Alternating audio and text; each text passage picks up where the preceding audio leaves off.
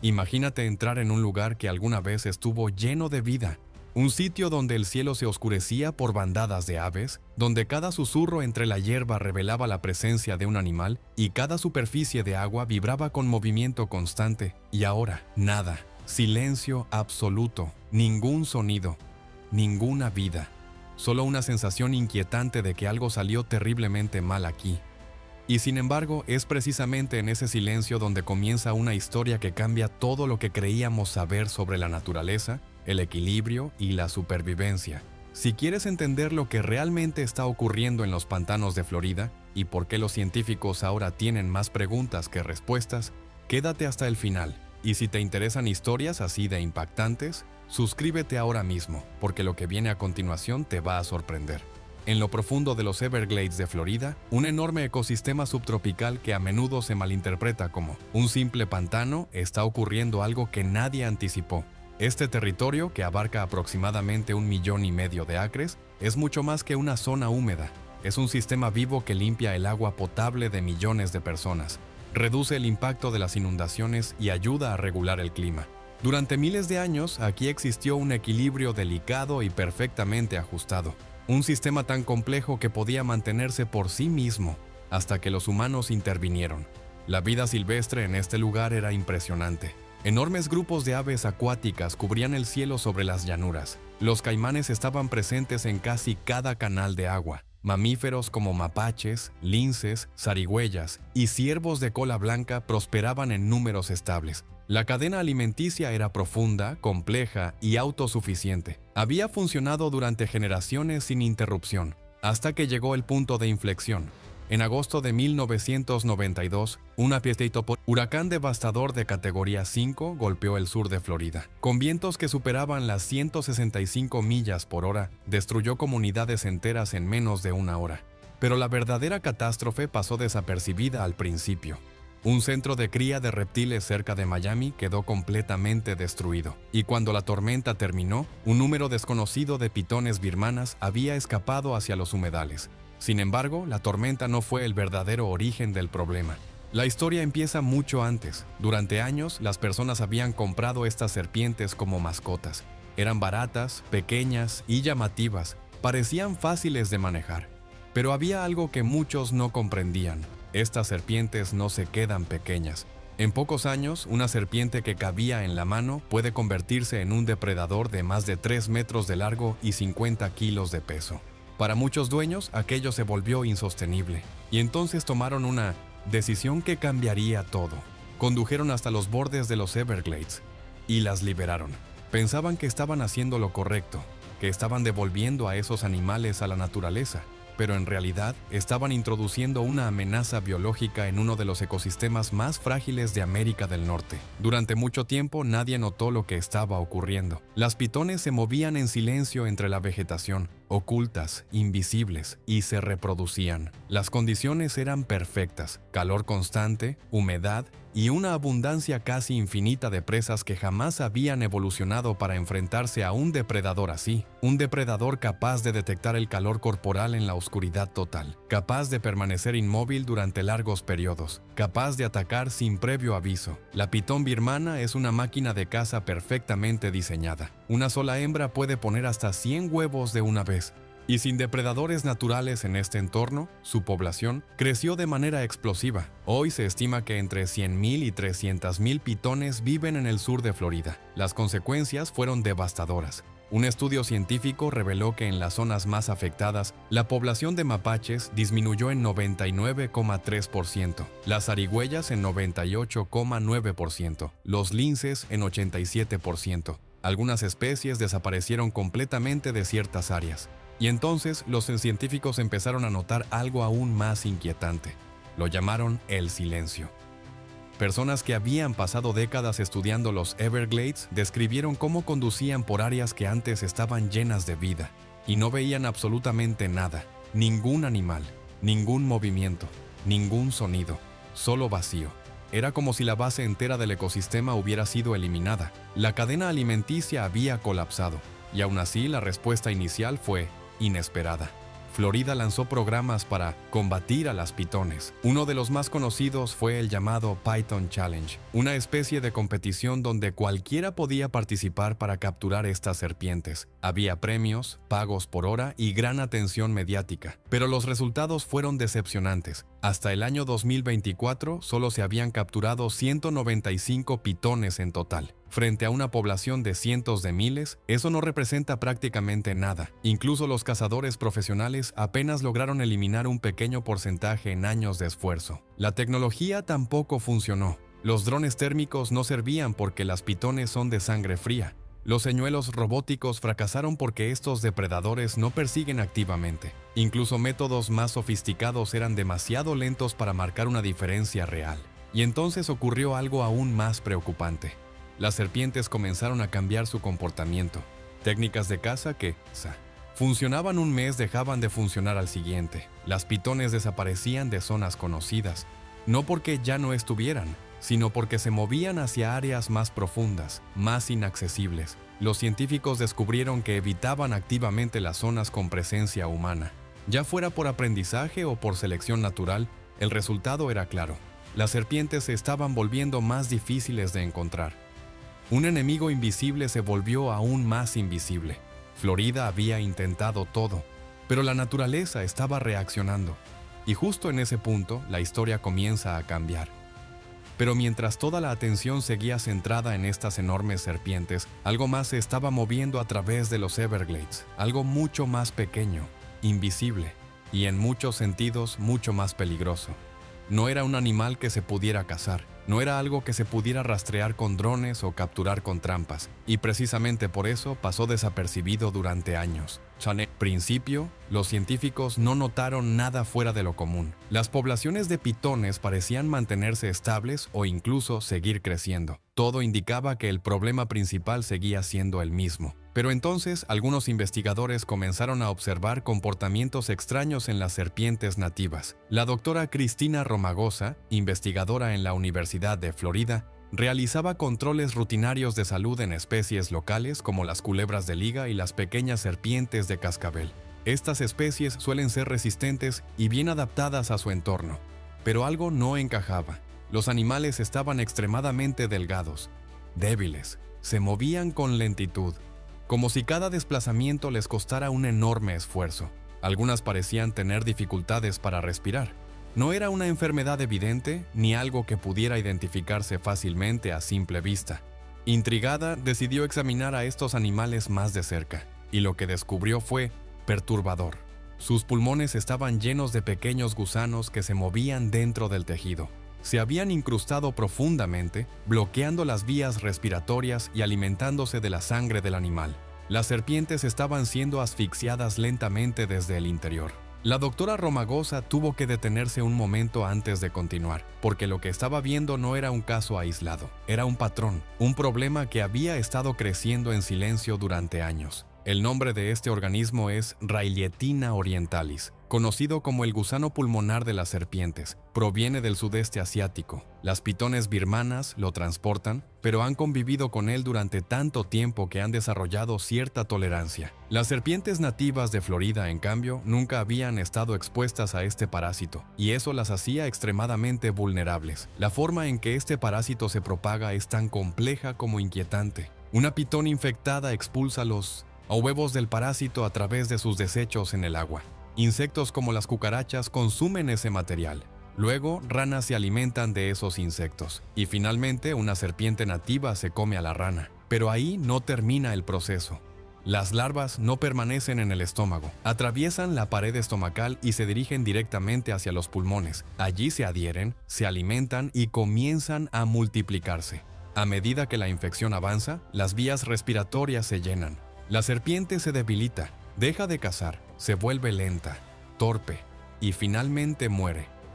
Los científicos han observado casos en los que los gusanos salían por la boca de serpientes moribundas. Una escena difícil de describir, incluso para investigadores experimentados. Pero lo más alarmante aún estaba por descubrirse. Al analizar la distribución del parásito, los científicos se dieron cuenta de que ya no estaba limitado a los Everglades. Se había extendido hacia el norte, llegando hasta áreas cercanas a Jacksonville.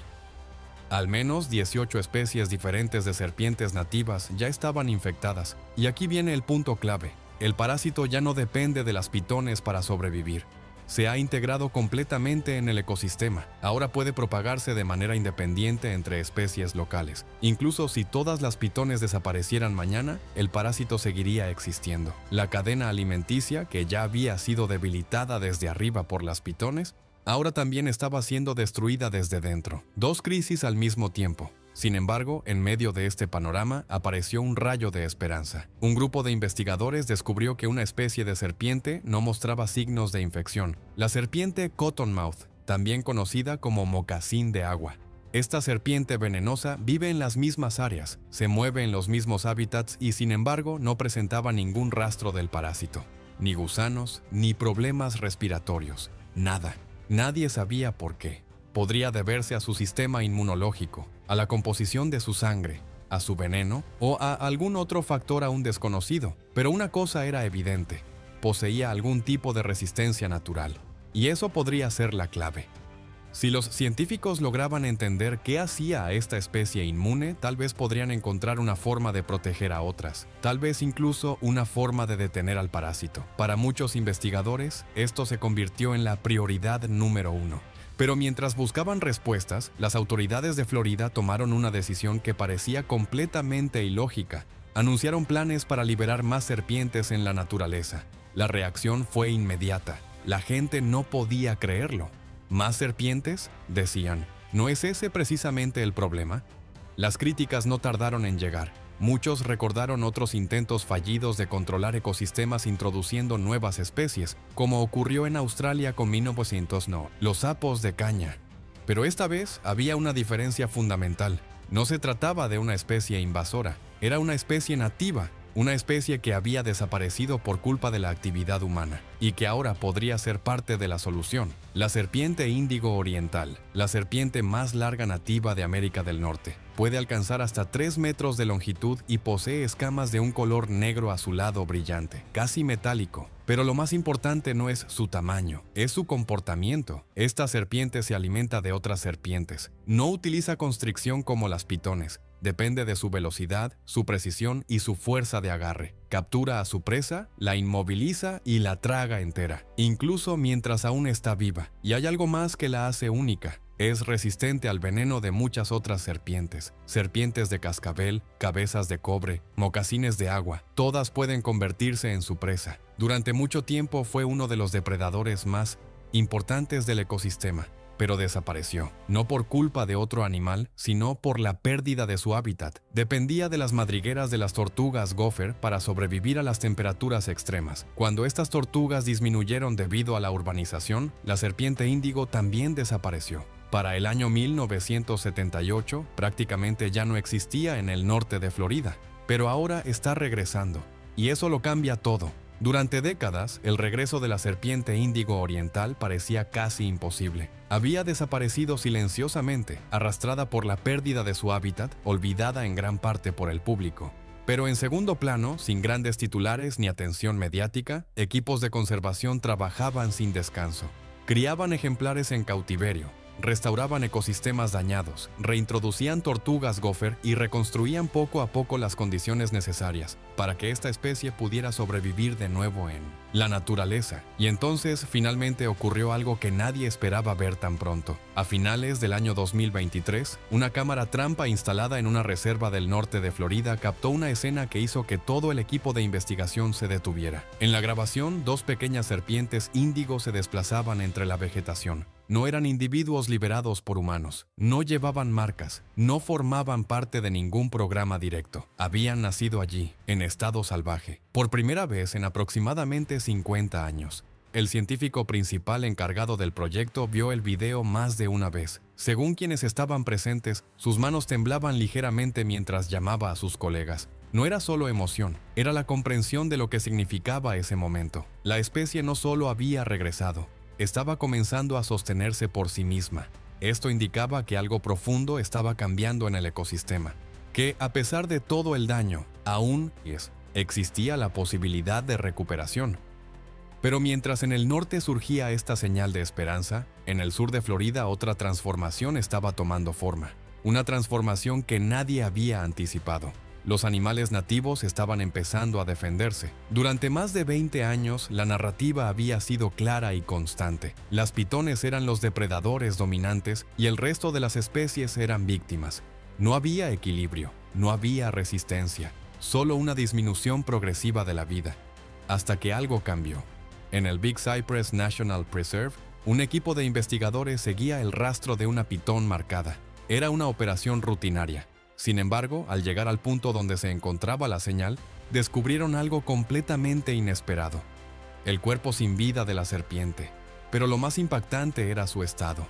Su cabeza había sido arrancada. No era el resultado de una enfermedad ni de un proceso natural común. Cerca de allí, una cámara había registrado todo. El atacante era un lince, un depredador nativo, mucho más pequeño, que había logrado derrotar a una pitón considerablemente más grande. El animal había observado, esperado el momento preciso y atacado con exactitud quirúrgica. No fue un accidente, y no fue el único caso. Poco después, comenzaron a llegar informes similares desde distintas partes del estado. Caimanes atacando pitones jóvenes en el agua, un puma de Florida cazando una serpiente entre la vegetación densa. Incluso otras especies empezaban a mostrar comportamientos más agresivos. Era como si, tras años de desventaja, el ecosistema estuviera comenzando a adaptarse. Los animales estaban aprendiendo. Aprendían cuando las pitones eran vulnerables.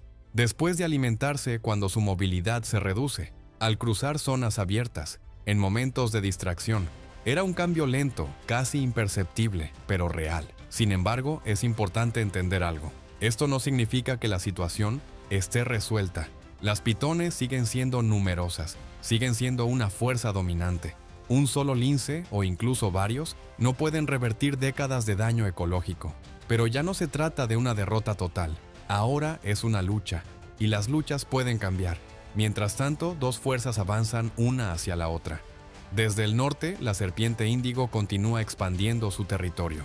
Su población crece lentamente, estableciéndose en nuevos espacios. Desde el sur, las pitones avanzan en dirección opuesta, siguiendo rutas de agua y condiciones climáticas favorables. El encuentro es inevitable, y cuando ocurra, será algo nunca antes visto. Una serpiente índigo, rápida, agresiva y especializada en cazar otras serpientes, frente a una pitón birmana, más grande, más pesada y extremadamente poderosa. Velocidad contra fuerza, estrategia contra tamaño. Nadie sabe cuál sería el resultado, pero hay algo aún más inquietante. El parásito sigue avanzando. Railietina orientalis. Continúa expandiéndose hacia el norte, infectando nuevas especies. Si la serpiente índigo entra en contacto con este parásito antes de que los científicos comprendan si puede resistirlo, podría caer en una trampa biológica, y eso cambiaría todo. Una especie que ha tardado 50 años en regresar podría desaparecer de nuevo antes de tener la oportunidad de marcar la diferencia. Un esfuerzo de décadas podría perderse en cuestión de tiempo. Y así todas las piezas se alinean en una situación increíblemente compleja. No hay un solo problema, no hay una sola solución. Hay múltiples fuerzas actuando al mismo tiempo. Las pitones, que siguen dominando. El parásito, que se propaga sin control visible. La serpiente índigo, que regresa como posible equilibrio, y los animales nativos, que comienzan a adaptarse. Todo esto está ocurriendo simultáneamente, interactuando, cambiando el rumbo del ecosistema de formas que aún no comprendemos completamente. Los Everglades ya no son lo que eran, pero tampoco están muertos. Se encuentran en una fase de transición, un momento crítico donde el sistema podría encontrar un nuevo equilibrio o colapsar aún más. Y eso es precisamente lo que hace esta historia tan extraordinaria. Por primera vez en más de 20 años, el resultado es incierto. No sabemos quién ganará, no sabemos qué especie dominará, no sabemos si el ecosistema podrá recuperarse. Y esa incertidumbre lo cambia todo. Así que ahora la pregunta es tuya. ¿Quién crees que sobrevivirá? ¿La serpiente invasora que alteró todo el sistema? ¿El parásito invisible que sigue avanzando? ¿La serpiente índigo que regresa tras décadas de ausencia? ¿O los animales nativos que están aprendiendo a resistir? Escribe tu opinión en los comentarios. Y si quieres seguir descubriendo cómo evoluciona esta historia, porque esto aún no ha terminado, suscríbete ahora. Porque los Everglades todavía tienen muchos secretos y apenas estamos empezando a descubrirlos.